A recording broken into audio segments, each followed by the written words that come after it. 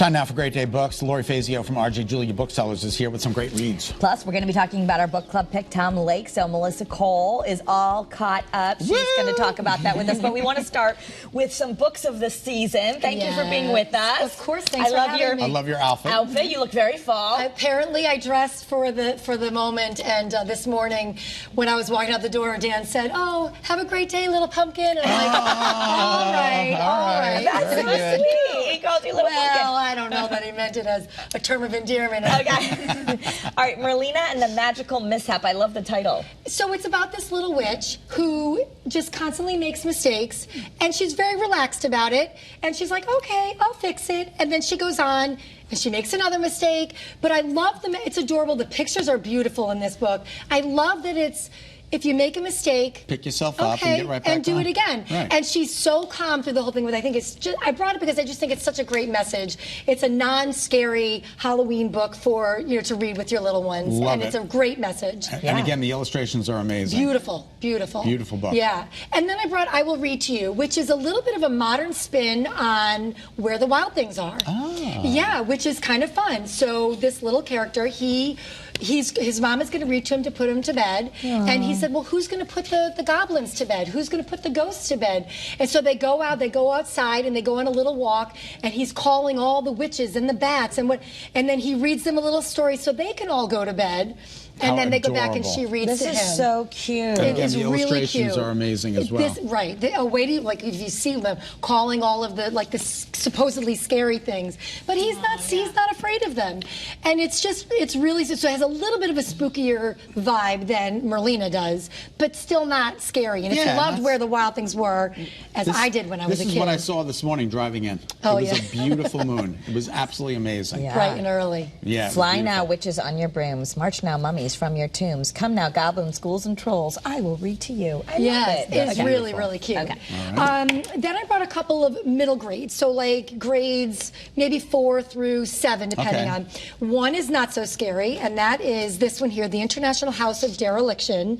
So this is about a girl who has moved with her family multiple times, and they moved to a place where the house next door needs to be fixed up, and she takes it on. She's very good at being a fixer-upper.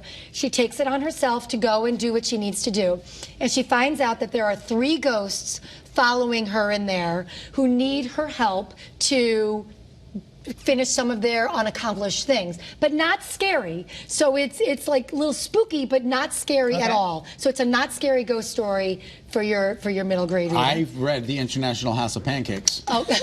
It was very similar. Not scary. Not scary. It was delicious. Depending on how much you eat. It's a big SAT word, dereliction. Okay.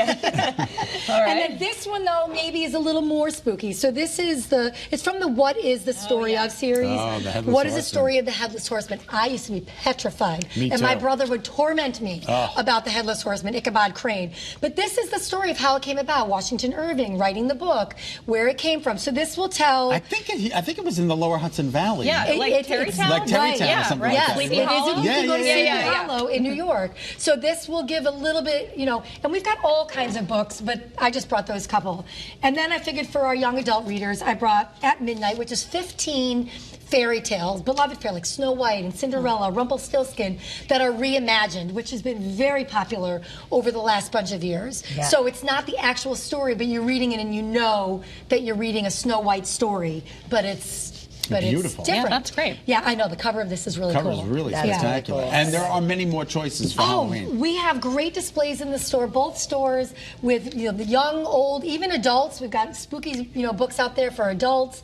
Halloween, people really get into it. Oh, absolutely. It's one of the biggest selling holidays there is. And it's amazing to me, though, that these kids that like the scary stories, because I've said this before, I don't like to be scared when I read. No, like Julian begged me to buy him It, but it was like way above his reading level when I did. And then I realized there were a lot of bad words in there, too, but he really wanted the book. Yeah, I barely look at that book when I walk by it in the store. Never mind read it. Okay. So it's fun. Halloween time is a lot of fun things at the store to pick up. Terrific. All right, so we're talking about Tom Lake. Tom Lake. Yeah. Okay. Our assignment was chapters 8 through 13. Yep. And I'm still on chapter 8. Okay, so I finished it this morning because I got busy with back to school and I just didn't have enough time. But it's so good.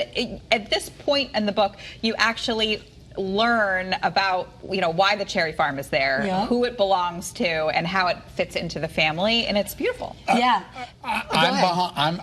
admittedly behind, but I'm afraid that Joe is not getting the respect that he deserves, and I'm worried that she's not as in love with him as she is with Duke. It's coming. Yes. It's coming? Yes. Oh, yeah. Yes. Yeah, Joe gets is a great distant respect. memory. Yeah. Joe gets great respect, and you actually learn who Joe is and why he's on the farm in the first place. That makes me happy. Yeah. Which you will learn in what we just read. Yeah. That was for today. You will learn who Joe is, and then you also meet Duke's brother. You meet him, who is Sebastian. He's like a famous tennis, well, not famous, but a good tennis player. Yeah, good tennis player who was almost famous, and who is just beloved by everybody. Everyone loves Sebastian. And then you meet Palace, who's another actress, I should say, and she's a dancer. And the four of them, now they do a lot of things together, and they go on a little adventure together, and you get to hear a little bit more about that. They go on an adventure to the cherry farm. Oh, okay. And that's where everything sort of happens that day. So they actually go to the cherry farm. They do. Does he know? Do they know it's the cherry farm of? Well, should we tell them? No, No, I don't think we should tell them yet. But it starts to become very obvious. And then I will tell you. So I finished the book because I was on vacation last week, and I have other things that I have to read. And I finished it. And now at this point, so our assignment is to finish the book by October 18th. 18th. Okay. It goes like fast forward ahead at this point. Okay. Like I was like.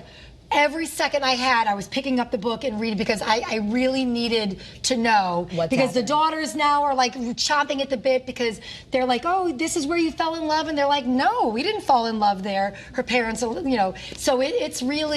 it goes really fast. Well, thank you, Yeah. Lauren. We so All right, appreciate Ann it. Patchett, Tom Lake. And Melissa, you love it. I do love it. Okay, good. Yeah, and she gets, this book gets rave reviews. She gets rave reviews. So if you haven't caught up yet, you can get it. You can even get it as a discount at RJ Julia. Yeah. So, all right. Terrific.